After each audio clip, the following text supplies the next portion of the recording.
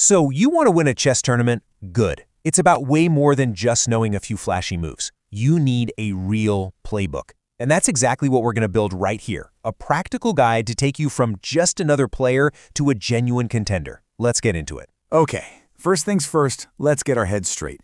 This is the core idea. A tournament isn't about one brilliant game. It's a test of endurance. It's about consistency. It's about managing your energy. It's a marathon. So here's how we're going to break it all down. We'll start with what you need to do before the first move is even played. Then how to execute during the game itself. And after that, this secret sauce, the mental edge. And we'll wrap it all up into your new winning game plan. Right. Victories are really born long before round one. The work you put in beforehand, that's what makes all the difference. This is where you lay the foundation for everything that follows. Step 1, openings. Look, it's so tempting to try and learn every single opening under the sun, right? Don't do it. Resist that urge. Your goal here isn't to be an encyclopedia, it's to be confident. You need to stick to a few openings that you know inside and out. Let's make this super practical. As white, just pick one or two openings you're comfortable with, something like the Italian game or the London system. For black, you just need one reliable answer to e4 and one for d4. That's it. Seriously. Your goal is not to win the game on move 10. It's simply to get to a decent, playable middle game where you haven't made any huge mistakes. Okay, now listen up. If you only remember one thing from this whole preparation section, make it this. At the club level, tactics are everything. I mean everything. Your grand, beautiful strategic plans mean absolutely nothing if you miss a simple two-move shot. Yeah, you heard that right. Forget about deep positional chess for just a second. The vast majority of your games are going to be won or lost because somebody blundered a simple tactic.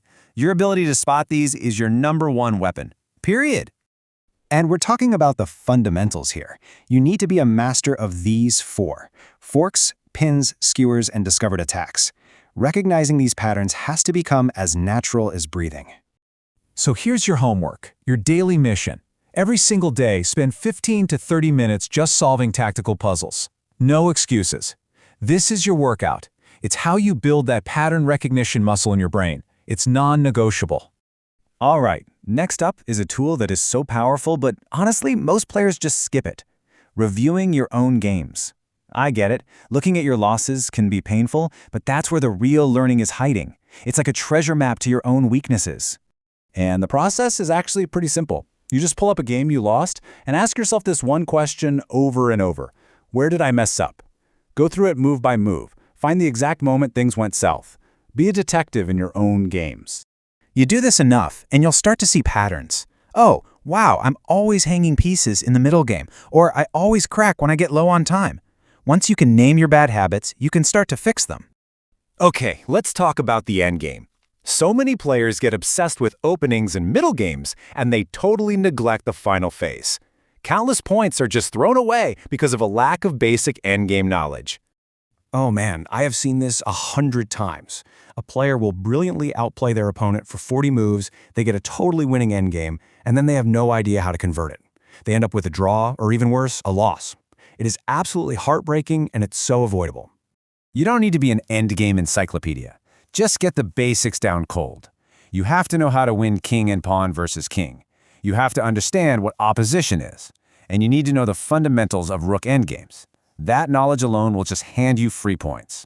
And finally, for prep, you gotta practice like you plan to play. Playing a million one-minute blitz games online is fun, but it does not build the mental stamina you need for a 3-hour tournament game. You have to get used to thinking for a long time. So, your practice games need to be rapid or classical, at least 10 or 15 minutes aside. The goal isn't just to play some moves, it's to build up that mental endurance, that ability to stay focused for an hour or more at a time. All right, all the preparation is done. You're sitting at the tournament. The clocks are ready to go. Now we're in the execution phase. This is all about what you do right there at the board. This right here is your core strategy on game day. Your job is not to play like a world champion. Your job is to play solid, consistent, simple chess. You avoid crazy risks, you make sensible moves, and you just wait. Because your opponent will make a mistake. You don't have to be brilliant, you just have to be more solid than they are. And to stay solid, you need to use this 3-step checklist before every single move. Number 1, What is my opponent trying to do to me? Number 2, are any of my own pieces in danger? And number 3, which of my pieces is doing the least? How can I make it better? This simple process will save you from so many blunders. Now let's talk about your other opponent at the board, the clock. Bad time management can flip a winning position into a losing one faster than anything else. You have to have a plan for your time. Here are the keys. Don't blitz out your opening moves, but also, for the love of God, don't spend 10 minutes on move 8. You gotta pace yourself. Save your deep thinking for those critical middle game moments and make sure you have enough time left for the end game. Balance is everything. Okay, it's gonna happen.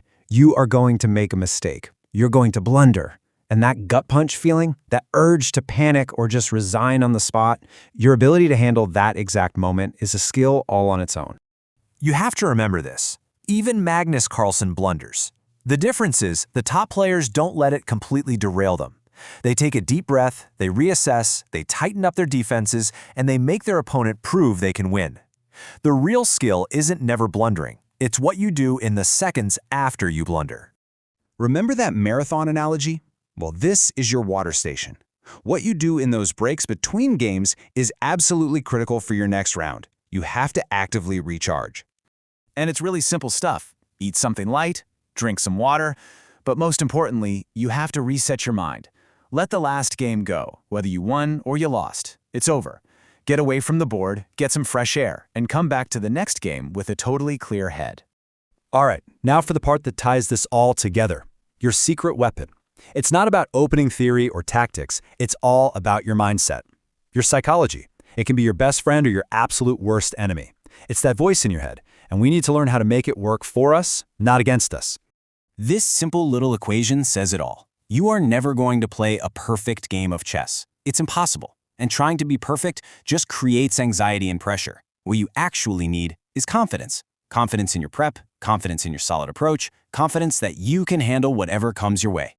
So what does that look like in practice? 2 things. First, stop killing yourself looking for the one best move on the board. Just find a good move, a solid move. That's enough. Second, you have to compartmentalize. When one game ends, it's over. The next one is a completely clean slate. This keeps you focused and saves a ton of mental energy. So let's bring it all home. We've gone through the preparation, the execution, the mindset. Let's boil it all down into one final winning game plan. This is the whole thing in a nutshell. You have to throw away that toxic, pressure-filled idea that you have to play perfectly. Instead, you adopt this as your mantra. I am going to play solid, sensible chess. I will avoid big blunders, and when my opponent makes a mistake, I will be ready to punish it. That is the mindset of a tournament winner. And there you have it. That's the playbook. The only question left is, what's the first step you're going to take? Is it going to be 15 minutes of puzzles right now? Are you going to go review your last painful loss? Whatever it is, start today. Good luck at the board.